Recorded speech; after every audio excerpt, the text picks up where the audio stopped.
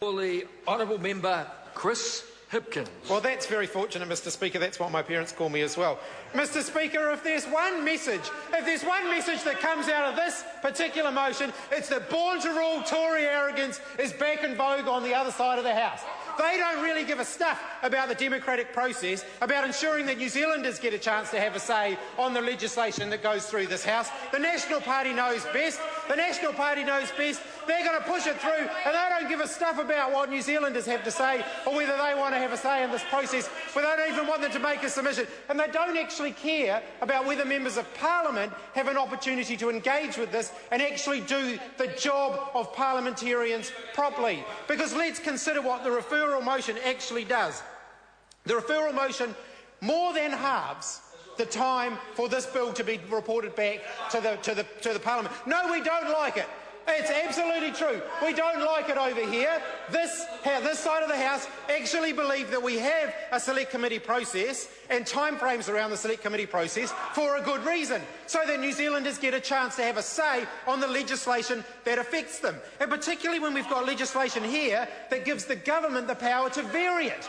Because by order in council, the government can vary the provisions in this legislation, and that's something that New Zealanders should be interested in, because it hands over more and more power to the born-to-rule Tories over there, who seem to think that they know best and that they don't have to have a democratic mandate for the rules, for the things that they are pushing through this House and for the changes that they are making.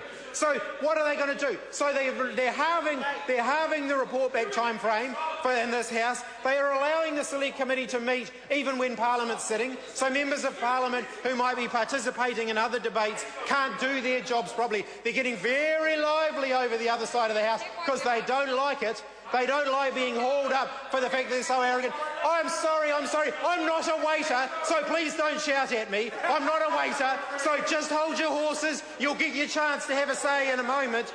But, Mr. Speaker, they don't like it. They don't like being hauled up on the fact that they are riding roughshod over the democratic process. But people up and down the country know that that's all they can expect for this government. This is a government that cancels elections when they're not comfortable with what the outcome of those elections are going to be. They just decide, the people might elect a council that we don't like and that aren't going to do things that we agree with, so we'll just cancel the election altogether. That's the approach of that side of the House. They don't really mind about that. They'll just cancel the elections altogether. And when they think that the public might have something to say about a bill that they don't want to hear, they'll just truncate the process, they'll shorten it down, and they'll prevent people from having a say on this legislation. This legislation may well be good legislation, but it is bad process. It's bad process. Order. And Mr. Hipkins is making a hard-hitting speech. and order, I'm on my feet. And some interjections can be expected, but not so much that it drowns out the Speaker. The Speaker will not allow that. I call the honourable member Chris Hipkins. Mr. Speaker, I was just getting warmed up. Mr. Speaker, Nick Smith in his speech earlier on mentioned the fact that 104 MPs in the House have voted in favour of this legislation and used that as the justification to prevent New Zealanders from having a say in it. Mr. Speaker, we're supporting the legislation because we do believe that there is a housing affordability crisis in New Zealand. And they say over there, well, they're just waking up to it now.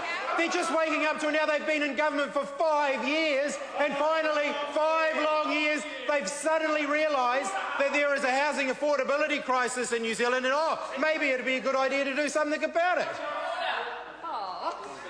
Order, the honourable member Louise Upston. Thank you, Mr. Speaker. I draw your attention to Standing Orders 2863, which is very clear about the scope of this debate. Speaking to the point of order, the honourable member Chris Hipkins. Mr. Speaker, this is a fairly robust debate being held under urgency, and I'm responding directly to comments that the minister who moved the motion made. Well, can I just say this to members? This is a debate on an instruction to a committee, a report by an early date and giving certain powers for the committee to meet. The debate is not an opportunity to debate the substance or merits of the bill. That's right. I call the honourable member Chris Hipkins. Thank you, Mr. Speaker. OK, Mr. Speaker, I'll refrain from doing what the Minister in charge of the bill did when he commented extensively on the substance of the bill in debating this referral motion, and I'll confine my comments to what an outrageous abuse of the parliamentary process this referral motion is in preventing New Zealanders from having a say on this particular piece of legislation. Mr. Speaker, reporting this bill back to the House within 2 months of it going to a select committee does not allow the select committee sufficient time to advertise widely, to travel if they need to hear submissions, to give people the chance to have their say on it. Because this doesn't just apply to Auckland. Because under the clause, if I refer to the very beginning of the explanatory note, by order in council, this can be extended to further regions and districts by the government with no referral back to the people to have a say on it. And there are many provisions in here that allow the government to extend the powers of it by order in council, and therefore many New Zealanders will have an interest in it and will therefore want to have a say in it. But the government don't want to hear from them. The government don't want to hear from them. They're quite happy to ride roughshod over the democratic process after 5 years of doing nothing about housing affordability. This referral motion is about the national government being seen to do something and being seen to do it with urgency without there actually being any legitimate urgency behind it. Because actually when it is impossible. People need housing, Maggie Barry says to me. Oh, my goodness. Oh, Maggie Barry has pronounced, let them eat cake. Maggie Barry pronounces to the House, let them eat cake. People need housing. One of the most profound statements that we have heard in the House today, Maggie Barry says, people need housing. My goodness me. So she's woken up over there and decided that that people are allowed to live in houses. Goodness me. What an admission from the born-to-rule Tory government over there.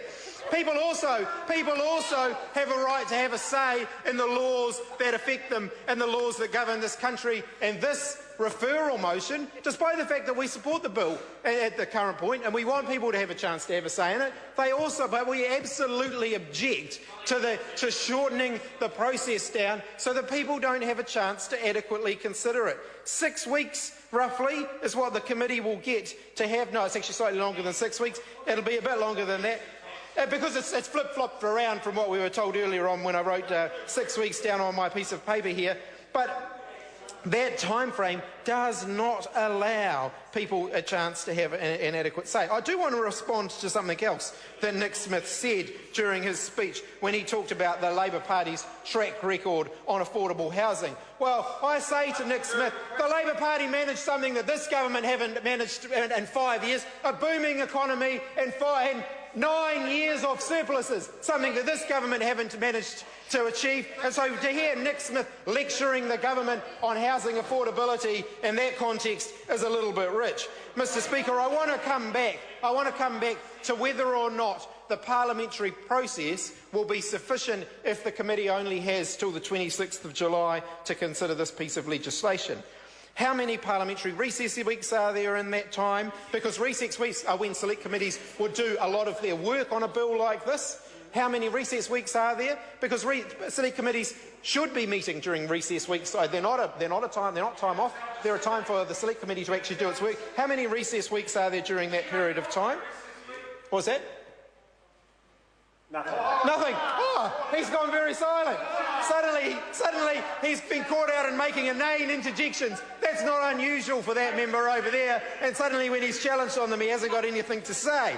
But, Mr. Speaker, so there'll be a question of whether the Select Committee actually has adequate time to consider the legislation. Now, of course, the government in the referral motion here have allowed the Select Committee the power to meet while the House is sitting. Now, this is only about the second or the third time in the term of this current Parliament, since the last election, that a referral motion of that nature has been put before the House.